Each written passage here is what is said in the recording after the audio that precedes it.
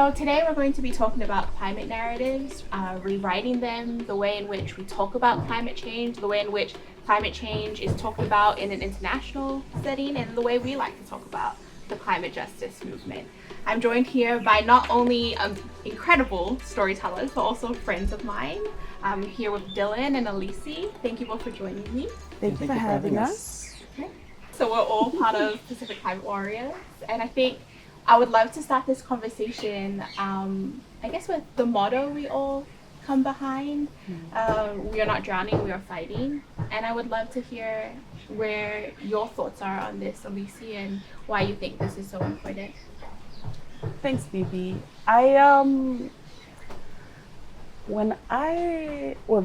Just starting from me, when I came into really came into the climate movement, that was around maybe 2011, 2012, not so long ago. There was already this narrative about Pacific Island countries only being part of the climate space because we are all these victims of climate change. We're being impacted. We're there looking for handouts. And it was crazy because, it's young people coming in were like, oh, we really want to be part of finding a way forward. And that wasn't there. Most of the conversations were around, it was Band-Aid solutions. Mm-hmm. Almost, oh, this is the problem you're facing right now, let's help you with the seawall. This is the problem you're facing right now, let's help you with this. And so when we got behind this call of we're not drowning, we're fighting, we wanted to tell people that it's not just about what you are bringing, mm-hmm. Sort of like us asking for aid, it's also us showing that we also have solutions and we also know the world and the systems and the structures that we want to build in our countries in this world that's being impacted by anthropogenic climate change or climate change caused by human impacts. And I think that's what really resonated with a lot of young people and even our elders at the time, because that's what we were also trying to push. And and it just really created this groundswell and this movement that became really powerful in the climate space. Yeah. Is this something that also resonates with you, Dylan? It does, and it's also about the concept of what a warrior is, and I think 350 Pacific has really articulated it well. The fact that we are warriors, not in the sense that we're aggressive, but in the sense that we're assertive when it comes to what impacts us the most. You do so much work behind the scenes as a climate communicator and making sure that our Pacific message reaches the masses. And from your experience in media, what do you think is the importance of full, truthful, and dignified pictures when painting what climate change looks like in the Pacific? I think it makes a world of difference. It shapes perspective. It shapes how people see us when we engage in these spaces. And the first thing that comes to mind is the Pacific author Epeli Hau'ofa and his article A Sea of Islands. And in it he emphasizes the need to change our perspective on how we view not only how others view Pacific Islanders, but also how we as Pacific Islanders view ourselves as not islands in a far sea on the peripheries, but as an island of sea, as a sea of islands, essentially. We're at the center of everything. We are a resource-rich country, group of countries. The Pacific actually makes up 1/3 of the total surface area of the Earth. And so we are custodians of such a large portion of the world. So we should, lean into that. And, all of these photos that come out, we need just to be really conscious of all of the types of photos that come out of, come through media, because we don't want to paint ourselves as victims. It's important to communicate it in a way that you still feel the urgency, but it's not as, we're sitting there pleading for help. We're actually also doing a lot of work in the background. I mean, if you look at some of the some of the more significant movements that have come up recently in the climate space. You know, you're talking about the ICJO for climate, the International Court of Justice Advisory Opinion on Climate Change and Human Rights. That was a Pacific initiative. There's so many, the Cure Climate Emergency Declaration is also a means of mobilizing community resources for loss and damage. We can't, you know, it's founded on the basis that we can't wait any longer. We need to be mobilizing funds, mobilizing people ourselves. So, you know, there's a lot of innovation, there's a lot of energy coming out of the Pacific. And I think we need to recognize that, because we never were, and we no longer are climate victims. Yeah. Does any of this resonate with you, Alisi? Oh yeah, definitely. I mean, when you're talking about pictures, you know, a picture says 1,000 words, and so just really being intentional about the pictures, and also, you know, just continuing on what Dylan said about human rights and, you know, our safety and our dignity. I remember, you know, after the Category 5 cyclones hit, and the most prevalent pictures on social media were homes completely destroyed, clothes strewn everywhere, you know, like villages just like flattened.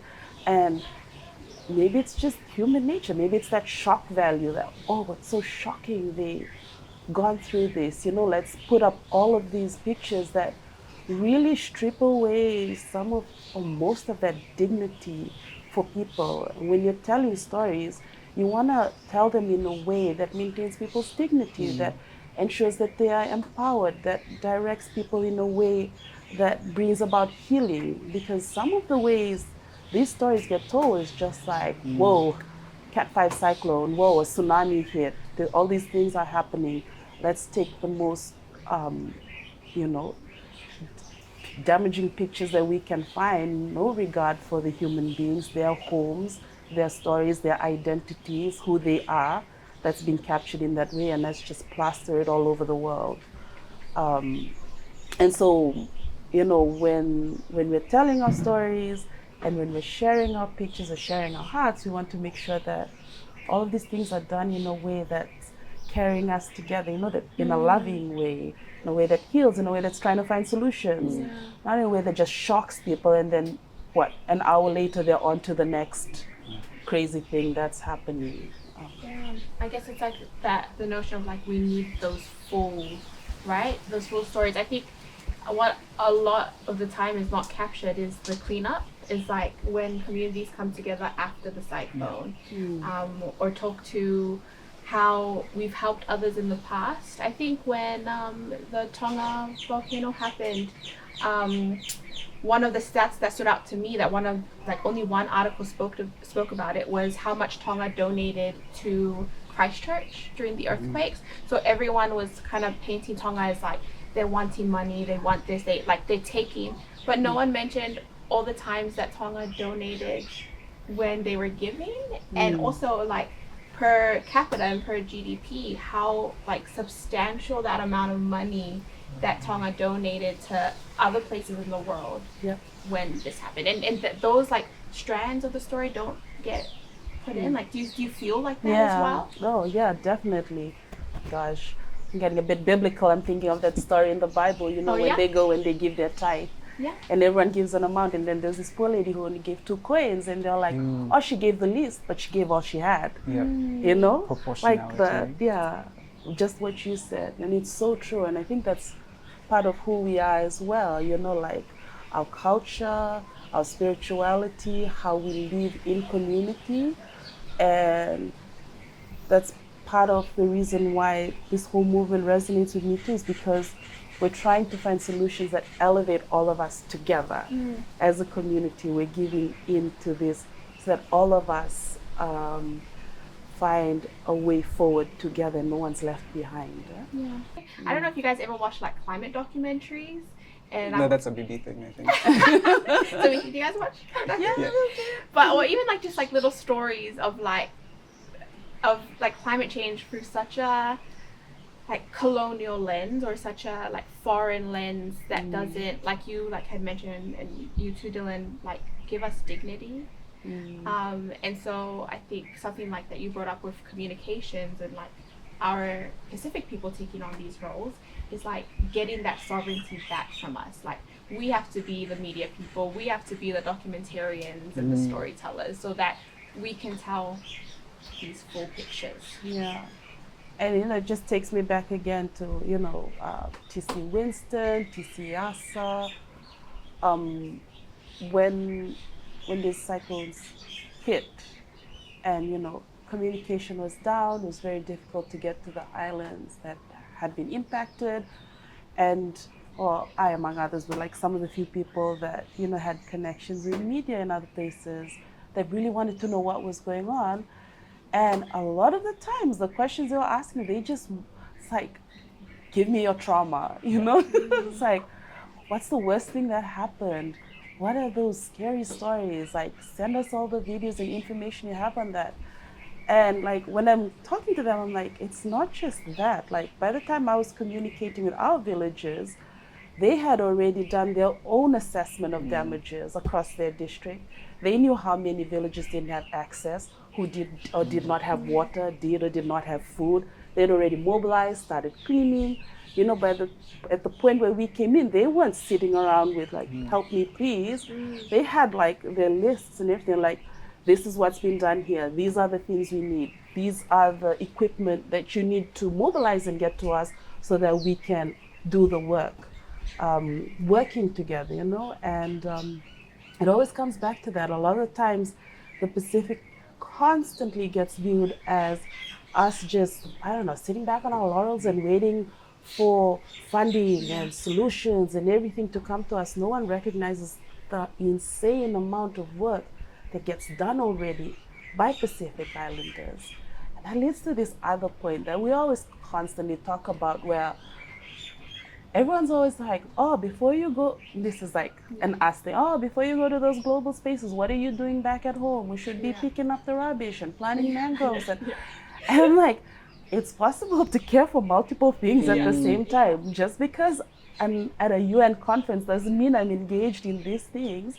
And then the second part to that is, there are things that other countries need to do, that we are not contributing to most of the things. They are the ones that need to step up as well, just as much as we already are. When you look at stories being covered about the climate crisis and the ones specifically that focus on the Pacific, they tend to portray it as like an issue only relevant to the Pacific and without, drawing those parallels internationally to what's happening globally. And so, a lot of people, when they cover Pacific events, they say, sea level is rising, ocean erosion, coastal erosion, all of these elements, but then they aren't drawing the parallels to the droughts that are happening, to the fires that are happening. And so, yes, it is, a Pacific issue in the sense that we're facing these things now and in more obvious terms, but there are also things that are happening that have never happened before around the globe. And so, by painting it as a Pacific-only issue, how are you mobilizing others? Because that's who we actually need to mobilize, is the other people. The Pacific is, pretty on top of it because our livelihoods are at stake. It's everyone else that needs to be mobilized. So how are we drawing those parallels with how people are acting outside of the Pacific? I think that's important. And another point actually is, sometimes there just tends to be an entitlement to our stories from the Pacific. And having us retell trauma over and over and over again has a certain impact on us, particularly when you're made to retell your stories, to retell your trauma, and you don't see any progress made.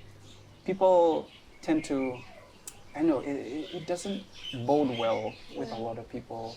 And I feel like we need to be cutting through that doom and gloom. Like, yes, cover our stories, but on our own terms, when we're ready. And when you approach us with, what's the word? More authentic means. Like, don't just ask us, how is your community affected? Like, go deeper.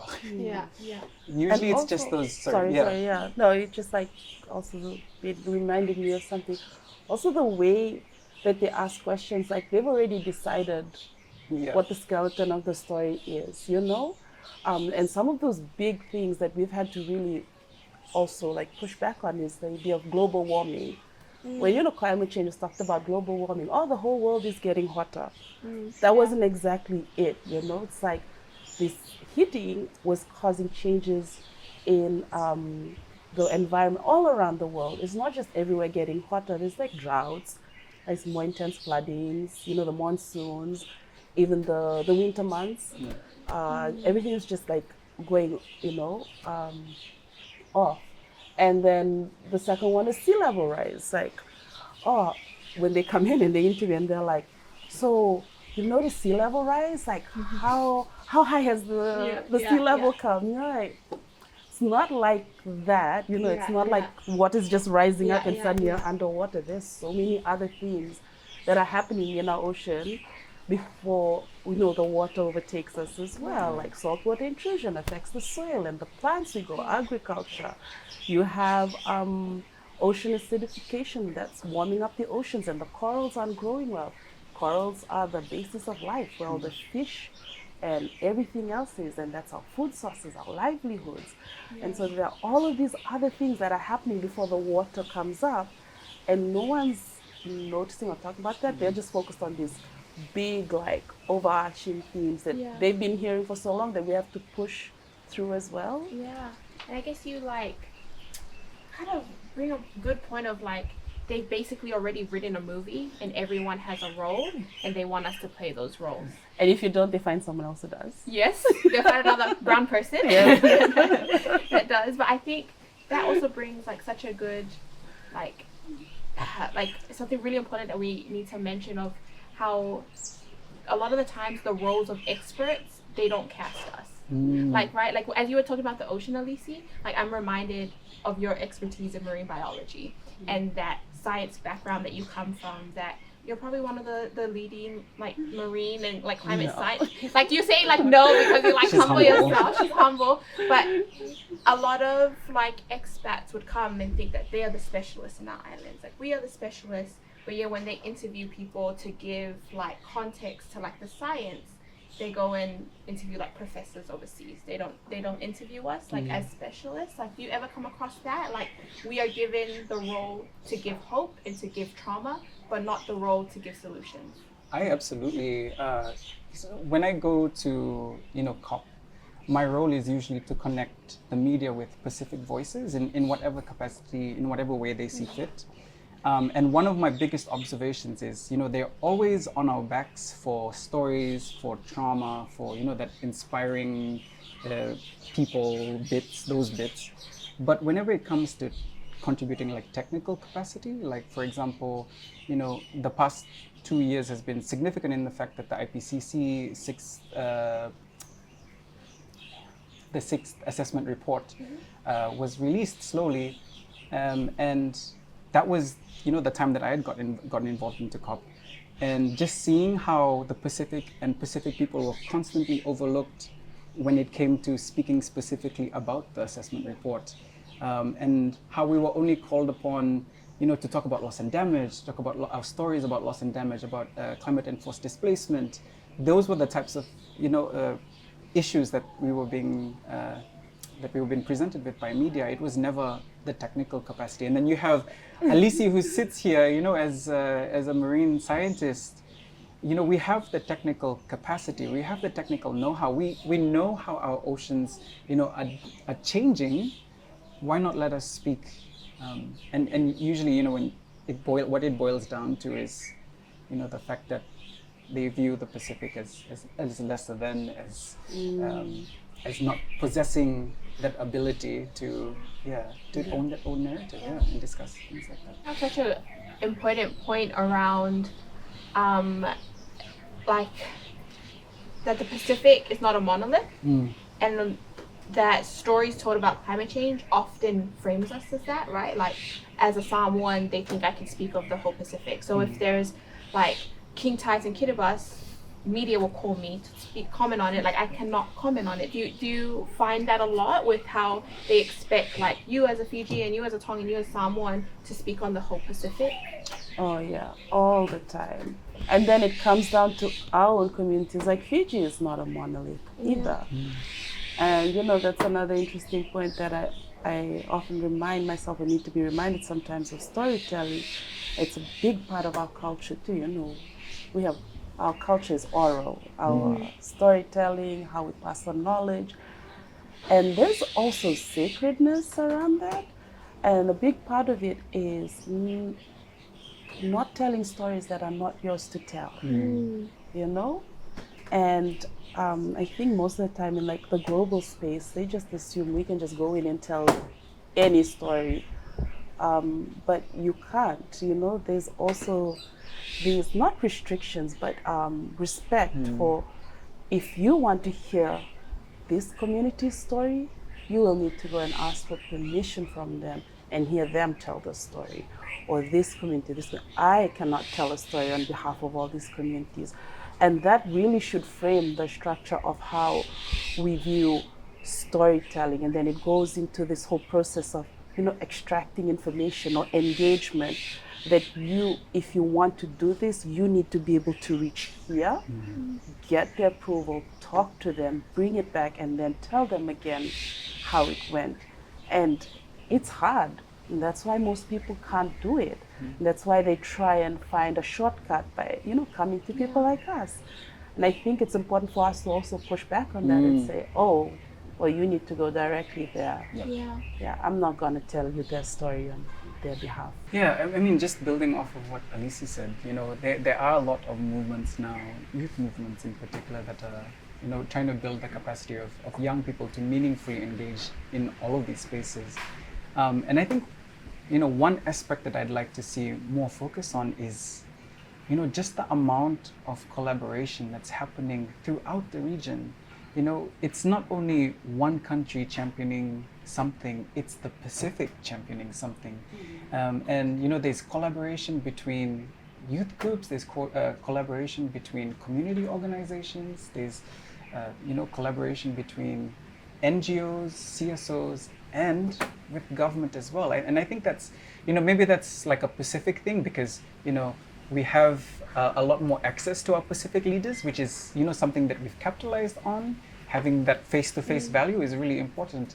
But yeah, there's so much collaboration that happens, and there's so much collaboration that's needed to happen before we reach the UNFCCC spaces, because, we all view the climate crisis through different priorities, and it's so important that these priorities are mapped out, and acknowledging that, we are not a monolith, and that different countries will prioritize different issues.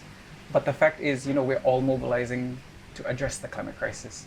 And yeah, even just the framing of, from climate change, now we want to talk about it as the climate crisis, because, that's acknowledging all the different types of injustices that encompasses, the climate change, basically. It's a human rights issue, it's a child's rights issue, it's a sovereignty issue, it's everything. So, and there's a lot of collaboration that's happening, and I don't know, I'm so proud of, whenever we go to COP, we always come back to the Pacific Pavilion as a means of recharging. It's always so amazing to go into these very cold meeting rooms, very high stress environments, and finding your people. Yeah. And usually it's, you mentioned, we're always there in bright colors, but I think that's our calling card to each other in these spaces. We're always wearing something bright. So when I see someone, I'm like, yes, that's my people. That's, who I can chill with, who I can, talk stuff, talk, and to talk Talk about, that's how we identify each other. It's not a story for you to tell them. We come here to dress up for you. Exactly. It's for ourselves to identify everyone else. Yeah. So I'd love to finish our Talanoa by asking you both to do a call to action for more climate storytellers. For a young person sitting at home right now who may necessarily not know much about climate change, but who's really passionate about storytelling, why should they get into climate storytelling? Should we start with Dylan? It's important to realize how important your story is. We talk about the climate crisis as a combination of a number of different issues. It's a human rights issue, an ecological issue, a gender issue, a socio-esque issue. And in order for us to paint that holistic picture, we need to cast as wide a net as possible and get all of those stories, all of those experiences captured. And we have the science, we have all of those projections, all of those scientific evidence, but we also need to capture the people that who don't speak the scientific language. And it's so important for us to get as many stories as possible. And I think that's reason enough why someone should be able to come forward and tell their story. It's also up to us how we create space for people to feel comfortable to come up with their stories, to come up and talk about their stories. But yeah, it's really just leaning into that power. Alisi mentioned that we have Pacific has a rich history of storytelling, and we should really lean into it and spread that net as wide as possible. Beautiful, Dylan. Thank you. And Alisi? Last week, we were just at our PCW Council of Elders retreat in Tonga. Dylan was there too. And trust me, this story will answer your question. So one of the things that we had discussed there was legacy building, recognizing that some, if not most, of our efforts today, we will not see the fruits of our labor. It'll come generations later. And it also made me reflect on where I am today and the contributions of my elders, of my ancestors that has brought me to where I am. And thinking about it through the lens of storytelling. When I came into the movement, it's like right at the cusp of social media and having this access and being able to, from where you are at home, reach the world and tell these stories. My parents' generation, my grandparents, my great-grandparents, they didn't exactly have that. The storytelling, the building, the creating, and everything, it was within our family, within our clan, our villages. And not everyone heard that story, and it wasn't broadcast everywhere, but it was okay because the people who were influenced by those stories are us here and now. And then we are able to amplify that. And so I think there's two ways to think about this. Like, yes, let's come into this climate space. Let's tell our stories and have it amplified and ensure that the structures in place recognize how we move and work in the Pacific, that the questions are asked do not pre-tell or pre-sell what, our narrative is. And in the same way, also recognizing that some of us, our stories won't get told. There will be untold stories, untold in the sense of not everyone in the world will hear them, but the people who need to hear them will. And be influenced to continue to create this legacy for us in the Pacific, for our families, for our communities. And beyond just storytelling of climate, to recognize that now, this big word now, intersectionality, yeah? But we've lived intersectionality for eons. It's recognizing that all of these things are related and not every single work you have to do, every single story you have to tell, and all the decision you make doesn't have to be directly aligned to climate change. In all the spaces we come in through, it's all intertwined anyway. If someone is a fisherman in the village and they have all this traditional knowledge on fisheries and how it works, that's a scientist who has a direct relation to the climate movement. And the world may not hear their story, but if their family and their community does and they continue to live it and share it, that's powerful. That's connected anyway. There are those who work in, they like study law or accounting or economics. Not exactly climate change because everyone's just thinking of the science and the ocean and the environment. But they have an important story as well within, their expertise of work and how it all links up. And we should think about storytelling in all of these different ways. Not everyone needs to come and sit in front of a camera and tell a story that needs to be heard. There are stories that we can also be telling within our communities, within our spaces, that are just as important. Because they say only one ear and heart needs to hear a story for it to be told. And so I think something so important is that we acknowledge that dreams and legacy are exactly like stories. They don't die, they just get passed on. So even if our stories don't get told, in our children, those stories might be. And I think that's a beautiful way to end us off, is looking towards the future. And so thank you both so much for joining me. Thank you for having Thank us. you. Such a pleasure. Thank you for talking story.